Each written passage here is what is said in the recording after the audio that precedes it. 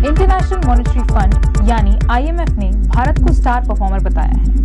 IMF ने कहा कि इस साल ग्लोबल ग्रोथ में भारत 16% से अधिक योगदान दे सकता है। डिजिटलीकरण और बेसिक इंफ्रास्ट्रक्चर जैसे प्रमुख क्षेत्रों में अधिक सुधारों के कारण भारत की विकास दर मुताबिक बनी हुई है। IMF के असिस्टेंट डायरेक्टर नाडा चौधरी ने न्यूज एजेंसी PTI से कहा, हम पिछले कुछ समय से देख रहे हैं कि भारत बहुत मजबूत दर से बढ़ रहा है। जब हम समकक्ष देशों को देखते हैं और वास्तविक विकास की बात आती है तो यह स्टार परफॉर्मेंस करने वालों में से एक के रूप में दिखाई देता है। यह सबसे तेजी से बढ़ते हुए बाजारों में से एक है। ग्लोबल ग्रोथ स्लोडाउन का सामना कर रहा है भारत। IMF ने सोमवार को भारत के साथ अपना सालाना आर्टिकल 4 परामर्श जारी करते हुए कहा, भारत इस साल दुनिया की सबसे तेजी से बढ़ती प्रमुख अर्थव्यवस्थाओं में से एक बनने की राह पर है। हालांकि नाडा चौधरी ने कहा कि भारत को ग्लोबल ग्रोथ स्लोडाउन सहित ग्लोबल एडवर्सिटीज का सामना करना पड़ रहा है। मजबूती से उभरती भारत की अर्थव्यवस्था। IMF ने अपनी रिपोर्ट में कहा कि कोरोना महामारी से भारत की अर्थव्यवस्था मजबूती से उभरी है। वित्त वर्ष 2022 से 23 के दौरान हेडलाइन इन्फ्लेशन कम हो गई है और बजट घाटा कम हो गया है। हालांकि पब्लिक डेट हाई पर बना हुआ है। कई राज्यों में नौकरशाही हावी। एक सवाल का जवाब देते हुए चौधरी ने कहा कि निवेश और विकास के लिए राजनीतिक स्थिरता महत्वपूर्ण है। कारोबारी माहौल को बढ़ावा देने के लिए सरकार ने कई कदम उठाए हैं, लेकिन कई राज्यों में अभी भी बहुत नौकरशाही और बहुत अधिक लाल फीताशाही है। वहीं IMF ने कहा कि यदि व्यापक सुधार किए जाते हैं तो भारत में एक्स्ट्रा लेबर और ह्यूमन कैपिटल की मदद से हाई ग्रोथ एक्सपीरियंस करने की कैपेसिटी है। वित्त वर्ष 2024 में भारत की GDP में 6.3% की ग्रोथ का अनुमान।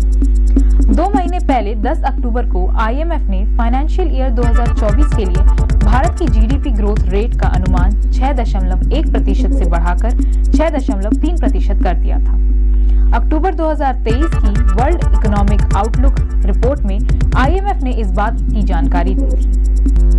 इससे पहले जून में भी भारत की GDP ग्रोथ रेट का अनुमान 0.2% बढ़ाकर 6.1% किया था। फाइनेंशियल ईयर 2025 के लिए IMF ने भारत की GDP ग्रोथ रेट का अनुमान 6.3% पर बढ़ाकर रखा था। फाइनेंशियल ईयर 2025 के लिए IMF ने भारत की GDP ग्रोथ रेट का अनुमान 6.3% पर बरकरार रखा था। IMF ने रिपोर्ट में कहा था कि भारत की ग्रोथ मजबूत बनी रहेगी। ग्रोथ में ये तेजी अप्रैल-जून के दौरान अनुमान से ज्यादा खपत को दर्शाता है। वहीं IMF ने ग्लोबल ग्रोथ रेट के अनुमानों को कटौती दी थी। ब्रिटिश सरकार की ओर से सरकार के संवितरण को पूरा करने के लिए युद्ध वित्त की एक नई विशेषता ट्रेजरी बिल की शुरुआत थी, जिसे पहली बार 1917 में पेश किया गया था। युद्ध के बाद की अवधि में घाटे के वित्त पोषण के लिए उनका फिर से उपयोग किया गया, जब पुराने बिलों का भुगतान नए बिल जारी करके किया गया। भारतीय मुद्रा बाजार के छोटेपन के बारे में मिथक को भी तोड़ दिया। यह साबित करने के लिए युद्ध के बाद की अवधि युद्ध ने भारतीय मुद्रा बाजार के छोटेपन के बारे में मिथक को भी तोड़ दिया। यह साबित करने के लिए युद्ध के बाद की अवधि पर छोड़ दिया गया कि यह बहुत कम आंका गया था। सरकार रुपये की अभूतपूर्व राशि को जुटाने में सक्षम थी। 1917 में 53 करोड़ रुपए और 1918 में 97 करोड़ रुपए। इतना ही नहीं, अच्छे विज्ञापन और सरकारी कोषागारों और उप कोषागारों के रूप में बढ़ी हुई सुविधाओं के प्रावधान के कारण निवेशकों की संख्या में वृद्धि एक अधिक स्वागत योग्य घटना थी। युद्ध की तीव्र जरूरतों के कारण उत्पादक सार्वजनिक कार्यों पर पूंजीगत व्यय को काफी झटका लगा। हालांकि जब युद्ध समाप्त हो गया तो सरकार ने सार्वजनिक कार्यक्रम पर भारी पूंजी व्यय कर अपनी नीति को नवीनीकृत किया। 1922 से 5 वर्षों में रेलवे पर 150 करोड़ रुपए का व्यय हुआ। परिणाम स्वरूप उत्पादक ऋण में वृद्धि हुई। रेलवे के निर्माण, पुरानी लाइनों की खरीद और कुछ कंपनियों की देनदारियों के अनुमान के कारण एक दशक में भीतर 300 करोड़ रुपए। द्वितीय विश्व युद्ध के दौरान सार्वजनिक उधार का उद्देश्य युद्ध का वित्त पोषण करना, मुद्रास्फीति को नियंत्रित करना और युद्ध समाप्त होने के बाद वसूली का वित्त पोषण करना था। उपभोग और निवेश दोनों पर नियंत्रण लगाया गया और धन स्वाभाविक रूप से सरकारी प्रतिभूतियों में प्रभावित होने लगा। उपभोग और निवेश दोनों पर नियंत्रण लगाया गया और धन स्वाभाविक रूप से सरकारी प्रतिभूतियों में प्रभावित होने लगा। सरकार भारी ऋण जुटाने में सक्षम थी, जैसा कि इस तथ्य में देखा जा सकता है कि सरकार की ब्याज वहन देनदारियां रुपए से बढ़ गई। 1939 से 40 में 1204 करोड़ रुपए, 1945 से 46 में 2308 करोड़ रुपए। भारत के सार्वजनिक ऋण से यह वृद्धि हालांकि पूर्ण रूप से बढ़ी थी, फिर भी अन्य देशों की तुलना में ये छोटी थी। मार्च 1943 तक संयुक्त राज्य अमेरिका में सार्वजनिक ऋण 3 गुना तक गया। ब्रिटेन में फरवरी 1943 तक यह 2 गुनी हो गई, जबकि जर्मनी में दिसंबर 1942 तक यह 4 गुना से भी अधिक बढ़ गई। आश्चर्य की बात यह नहीं है कि भारत के सार्वजनिक ऋण में इतनी कम वृद्धि हुई थी, बल्कि यह है कि भारत इतना भी बढ़ाने में सक्षम था। शुरुआत में कड़े राजनीतिक विरोध का सामना करने वाली एक गैर प्रतिनिधि विदेशी सरकार द्वारा ऋण जारी किए गए थे। दूसरे, ऋण अलोकप्रिय और अनुत्पादक युद्ध उद्देश्यों के लिए थे। तीसरा, प्रस्तावित ब्याज दर बहुत अधिक नहीं थी। अंततः कोई विशेष अपील नहीं की गई या संभव नहीं थी। इन सभी बाधाओं के बावजूद सरकारी फ्लोटेशन के प्रति बाजार की प्रतिक्रिया बहुत अच्छी थी। इसका कारण यह था कि निरंतर प्रचार के अलावा उधार कार्यक्रम इस प्रकार व्यवस्थित किया गया था कि हर प्रकार की मांग को पूरा करने के लिए जनता को विभिन्न प्रकार की प्रतिभूतियां उपलब्ध कराई जा सकें और इससे सरकार का उधार कार्यक्रम आश्चर्यजनक रूप से सफल हो। हालांकि युद्ध ने भारत के सार्वजनिक ऋण के चरित्र में एक मूलभूत परिवर्तन लाया, क्योंकि स्टर्लिंग ऋण जो 1939 में कुल का लगभग 40% था, लगभग समाप्त हो गया और ऋण लगभग पूर्ण 90% हो गया।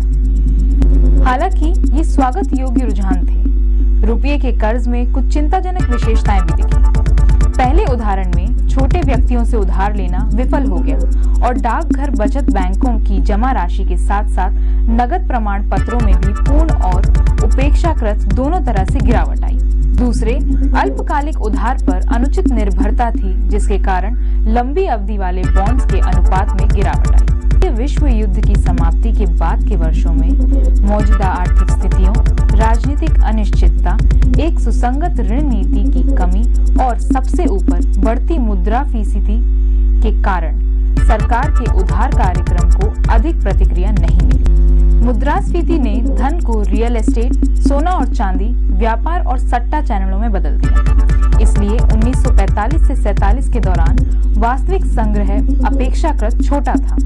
मार्च 1947 में भारत का सार्वजनिक ऋण रुपए 2331.98 करोड़ हो गया।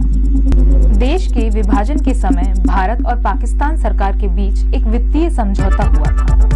इस समझौते के तहत भारत ने अविभाजित भारत की सभी देनदारियों को संभालने और पूरे ऋण पर मूलधन के साथ साथ ब्याज का भुगतान करने का वचन दिया, जबकि पाकिस्तान सरकार को ऋण का अपना हिस्सा अनुमानित रूप से मिला। 1952 से शुरू होकर 50 वार्षिक और समान किस्तों में भारत सरकार को 300 करोड़ रुपए। पाकिस्तान ने कभी अपना हिस्सा नहीं चुकाया।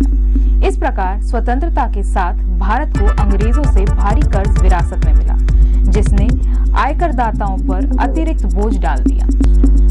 ऋण का स्वामित्व। भारतीय ऋण में भारत में लिया गया रुपया ऋण और इंग्लैंड में लिया गया स्टर्लिंग ऋण शामिल था। विद्रोह तक स्टर्लिंग ऋण छोटा था, लेकिन उसके बाद यह तेजी से बढ़ने लगा। 1850 में इसकी राशि रुपए 4 करोड़ रुपए से थोड़ी कम थी। 1860 तक विद्रोह के खर्चों को जोड़ दिया गया और यह बढ़कर रुपए 28.4 करोड़ रुपए हो गई। 1880 तक यह बढ़कर 71.4 करोड़ रुपए हो गई और 1913 में इससे भी ज्यादा अधिक बढ़कर लगभग रुपए 266 करोड़ रुपए हो गई। कुल के अनुपात के रूप में स्टर्लिंग ऋण 1879 में 37%, 1881 में 43%, 1901 में 60% और 1913 में 65% हो गई। 1939 में इसकी राशि रुपए 448 करोड़ रुपए हो गई, यानी कुल का लगभग 40%। यह द्वितीय विश्व युद्ध के दौरान था। विशेष रूप से अनुकूल परिस्थितियों के परिणाम स्वरूप स्टर्लिंग ऋण का एक बड़ा हिस्सा वापस कर दिया गया था और ऋण बड़े पैमानों पर रुपये का ऋण बन गया था। यह ध्यान देने के योग्य है कि संपूर्ण स्टर्लिंग ऋण यूरोपीय लोगों द्वारा विदेशों में रखा गया था और इस ऋण पर ब्याज शुल्क देश के बाहर चला गया था और गृह शुल्क में एक महत्वपूर्ण वस्तु बन गया। रुपये के कर्ज का भी केवल एक छोटा प्रतिशत भारतीयों के पास था, जो 1847 में केवल 36% था, 1861 में 34%, 1880 में 22% और 1913 में 47% था। रुपये के कर्ज का यह हिस्सा जो उनके हाथों में था, वास्तव में यूरोपीय लोगों को लंदन स्थानांतरित कर दिया गया था। इसलिए ऋण के हिस्से पर ब्याज का भुगतान भारत से लिया गया। इसलिए ज्ञानचंद सभी ऋणों, रुपये या स्टर्लिंग को वर्गीकृत करते हैं, चाहे वे भारत में हो या इंग्लैंड में। यदि वे गैर भारतीयों द्वारा धारित हैं, तो उन्हें बाहरी श्रेणी में रखते हैं और यदि वे भारतीयों द्वारा धारित हैं, तो उन्हें आंतरिक श्रेणी में वर्गीकृत करते हैं। इस मानक के आधार पर भारतीय ऋण का एक बड़ा हिस्सा हाल तक बाहरी और उस पर ब्याज शुल्क देश के संसाधनों को बर्बाद कर रहा है।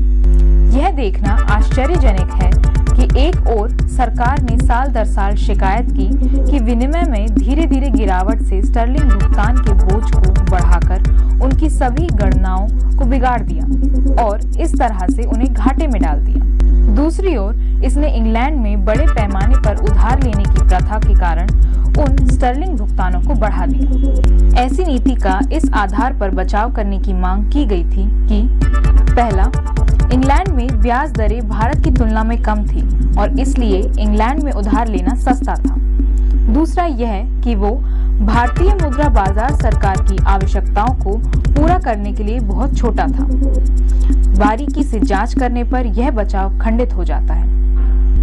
हालांकि यह सच है कि इंग्लैंड में ब्याज दरें कम थीं, लेकिन वे इतनी कम नहीं थीं कि विदेशी मुद्रा में ब्याज शुल्क का भुगतान करने के बड़े नुकसान की भरपाई की जा सके, जिसमें विनिमय में भारी नुकसान होता था और वित्तीय गणना में बड़ी अनिश्चितता पैदा हो जाती थी। भले ही अधिक महत्वपूर्ण राजनीतिक विचार को एक तरफ रख दिया जाए, इंग्लैंड में कम दर के लाभ की तुलना में नुकसान अधिक थे।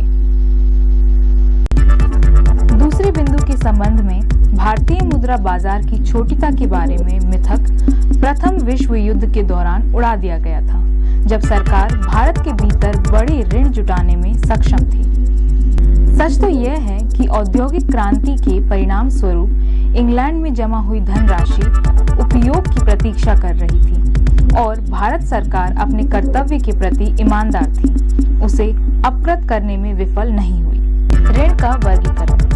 यह ध्यान दिया जा सकता है कि ईस्ट इंडिया कंपनी से विरासत में मिला ऋण पूरी तरह से अनुत्पादक था, जो इसके द्वारा छेड़े गए कई युद्धों के वित्त पोषण के लिए खर्च किया गया था। 1867 से जब रेलवे और सिंचाई जैसे सार्वजनिक कार्य शुरू किए गए थे, सामान्य या अनुत्पादक ऋण से अलग उत्पादक की मात्रा में लगातार वृद्धि हुई थी। 1875 से शुरू किया गया एक वर्गीकरण, लेकिन यह वृद्धि वास्तविक से अधिक सतही थी। वास्तव में हुआ यह था कि उत्पादक कार्यों पर पूंजीगत व्यय की मात्रा को सटीक रूप से दिखाने की दृष्टि से किसी भी वर्ष के अधिशेष राजस्व को सार्वजनिक कार्यों में निवेश किया जाता था, जिसके लिए सरकार अन्यथा उधार लेती। इस प्रकार खर्च किए गए अधिशेष राजस्व को सार्वजनिक कार्य ऋण में शामिल किया गया था, लेकिन उतनी ही राशि सामान्य ऋण से काट ली गई थी। संक्षेप में, साधारण ऋण का एक हिस्सा सार्वजनिक कार्य ऋण में स्थानांतरित कर दिया गया था। इस तरह से वही हस्तांतरण से सामान्य ऋण का बड़ा हिस्सा बहुत छोटे अनुपात में कम हो गया। इसे इस तरह से देखा जा सकता है कि जब उत्पादक ऋण रुपये से बढ़ गया, 1875 में 20.4 करोड़ रुपए, 1815 में 415 करोड़ रुपए।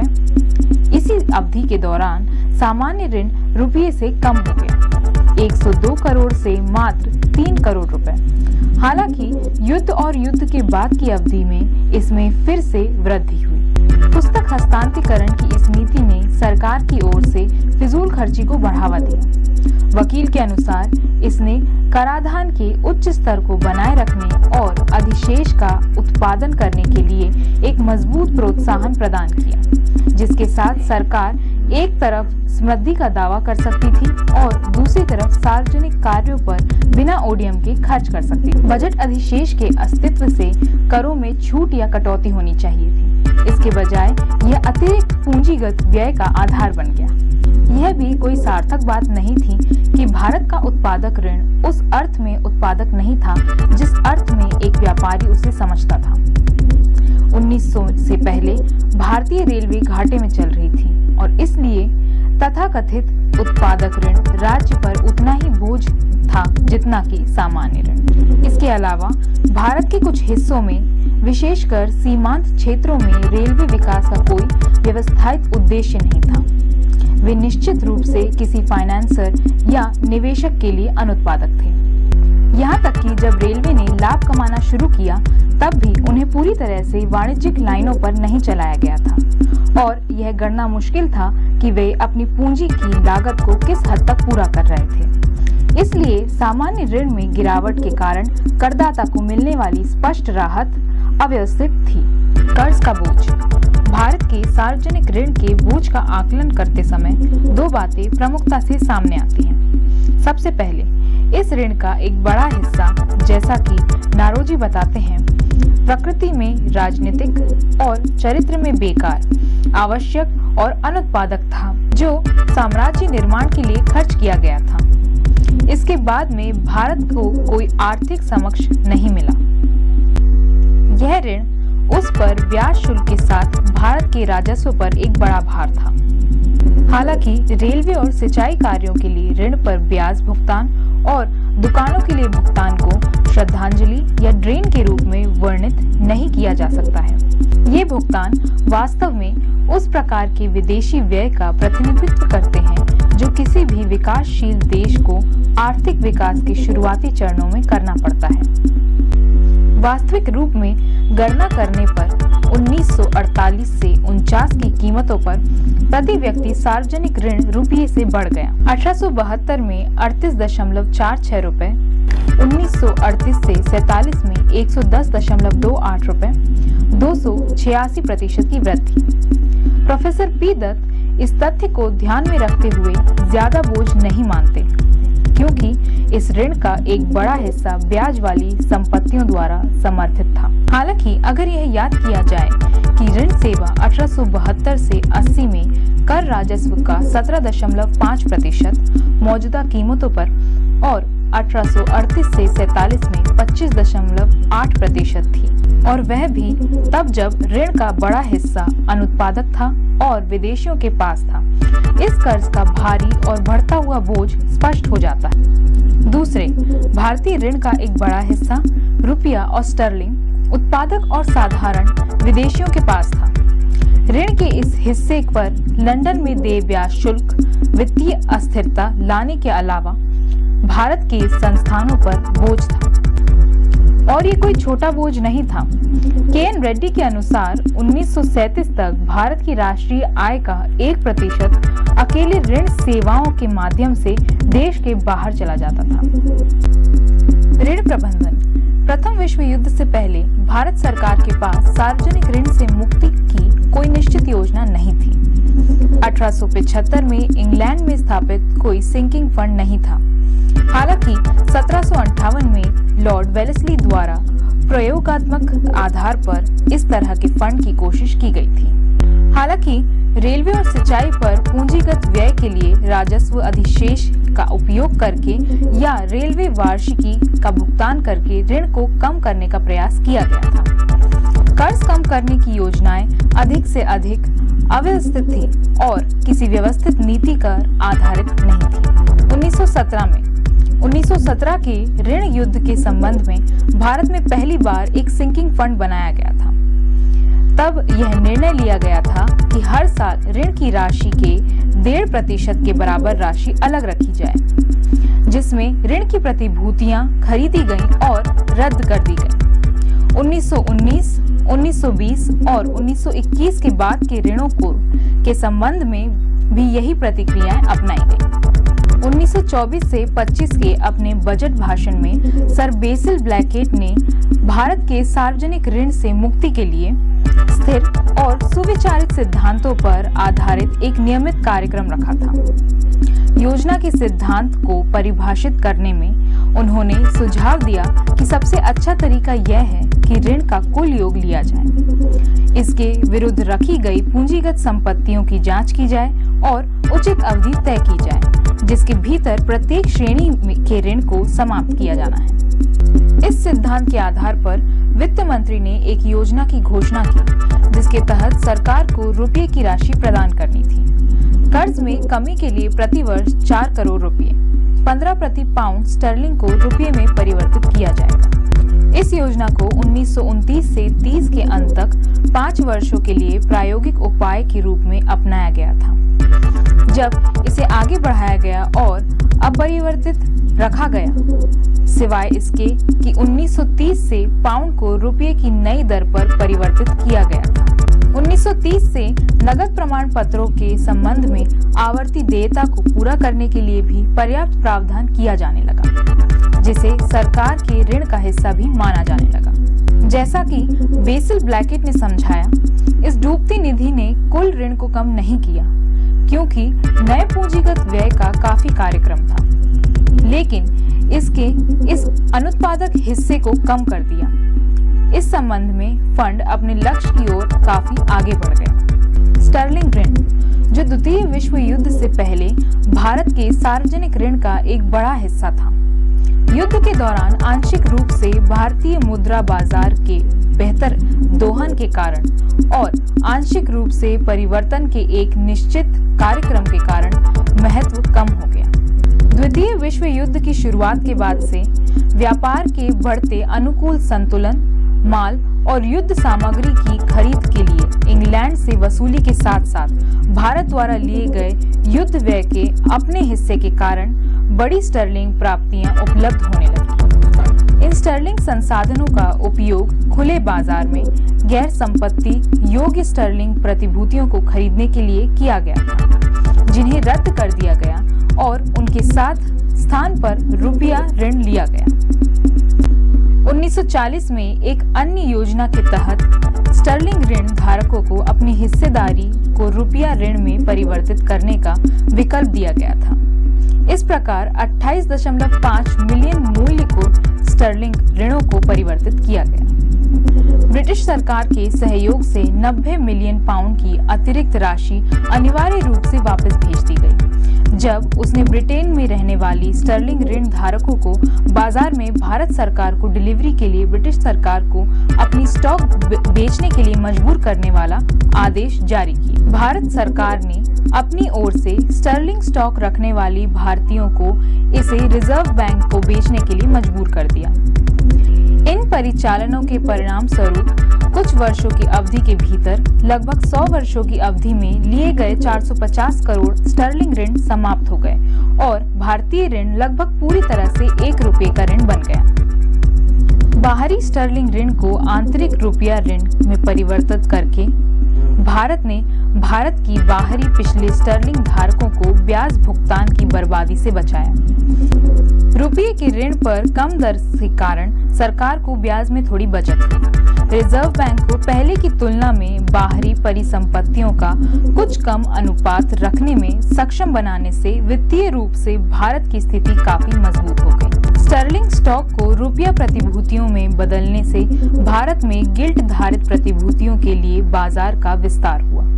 हालांकि सबसे बड़ा लाभ यह था कि इससे भारत और इंग्लैंड के बीच अधिक वित्तीय समानता हुई और इससे इस देश की मौद्रिक स्थिति बेहतर हुई। स्वतंत्रता के बाद भारत का सार्वजनिक ऋण योजना बनाने से हमारे देश के वित्तीय संसाधनों पर दबाव पड़ना निश्चित था। वास्तव में किसी भी विकास योजना में तनाव का एक माप अंतर्निहित होता है। परिभाषा के अनुसार एक योजना निवेश को उससे ऊपर उठाने का एक प्रयास है जो अन्यथा होता। इसका तात्पर्य यह है कि आवश्यक संसाधनों को सुरक्षित करने के लिए तदनुरूप बड़े प्रयास आवश्यक हैं। इस दृष्टिकोण से भारत में आर्थिक नियोजन के आगमन के साथ संसाधन जुटाने का कार्य महत्वपूर्ण होने के साथ साथ अत्यावश्यक भी हो गया। अब से राजस्व बढ़ाने के लिए सार्वजनिक उधार लेना सरकार की आर्थिक नीति का एक अभिन्न अंग बन गया था और साथ ही लोगों को उसे बड़े उद्देश्य के बारे में बताना जिसके लिए ऋण लिया जा रहा था और सबसे बड़ा संवादित पैमाने पर विकास कार्यक्रम में उनकी भागीदारी को सुविधाजनक बताना। 1951 के बाद से भारत का सार्वजनिक ऋण तेजी से बढ़ा। भारत सरकार की कुल ब्याज वहन देनदारियां रुपये से बढ़ गई। 1951 में 2523 करोड़ रुपए, 1966 में 10,796 करोड़ रुपए, पहली योजना में 27%, दूसरी में 57% और तीसरी योजना में 70% की वृद्धि दर्शाता है। तीनों योजनाओं की अवधि को मिलाकर भारत सरकार के सार्वजनिक ऋण में 327% की वृद्धि देखी गई। गौरतलब है कि भारत का विदेशी कर्ज और भी तेजी से बढ़ा। 1951 में 50 करोड़ रुपए से 1966 में 2629 करोड़ रुपए हो गया, जो पहली योजना में 3 गुना से थोड़ा कम, दूसरी में 6 गुना से अधिक और तीसरी योजना में 3 गुना से थोड़ा कम की वृद्धि दर्शाता है। इस ऋण का बड़ा हिस्सा, लगभग आधा, संयुक्त राज्य अमेरिका के पास था। उसके बाद यूएसएसआर, पश्चिम जर्मनी, ब्रिटेन, जापान और अन्य देशों का था। भारत के सार्वजनिक ऋण में यह अभूतपूर्व वृद्धि संसद के अंदर और बाहर दोनों जगह बहुत प्रतिकूल टिप्पणी का विषय थी। कुछ इलाकों में यह धारणा थी कि सरकार अत्यधिक उधार ले रही है, कि कर्ज का बोझ दिन ब दिन बढ़ता जा रहा है और जैसा कि C.H. भाभा ने चेतावनी दी थी, संतुष्टि की कोई भी गलत भावना हमें तेजी से बहुत खतरनाक रास्ते की ओर ले जा सकती है। संसद की प्रांकलन समिति ने भारतीय संविधान के अनुच्छेद 292 के तहत सरकार की उधारी के लिए वैधानिक सीमा निर्धारित करने का भी सवाल उठाया था। हालांकि बढ़ते कर्ज के बारे में इतना अधिक चिंता का कोई खास मतलब नहीं। चार्ल्स व्हिटलेसी बताते हैं, 1690 से लेकर 1815 में नेपोलियन युद्धों के अंत तक 125 वर्षों की अवधि के दौरान इंग्लैंड के राष्ट्रीय ऋण में लगातार वृद्धि हुई थी और उस समय इसकी पर्याप्तता राष्ट्रीय आय के स्तर से दोगुनी थी। और फिर भी इन वर्षों के दौरान ग्रेट ब्रिटेन में औद्योगिक क्रांति को सफलतापूर्वक बढ़ावा दिया गया।